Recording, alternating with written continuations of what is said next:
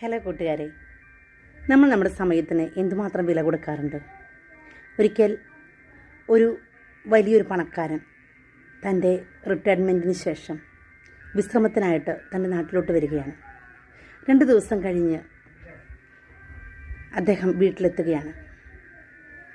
യാത്രയുടെ ക്ഷീണഭാരം കൊണ്ട് കിടന്നുറങ്ങിയിട്ട് ബാക്കിയുള്ളവരെല്ലാവരുമായിട്ട് സല്ലപിക്കാം എന്ന് വിചാരിച്ച് അദ്ദേഹം നിൽക്കുമ്പോൾ മരണത്തിൻ്റെ ദൂതൻ അദ്ദേഹത്തിൻ്റെ അടുത്തേക്ക് ഓടി വരികയാണ്.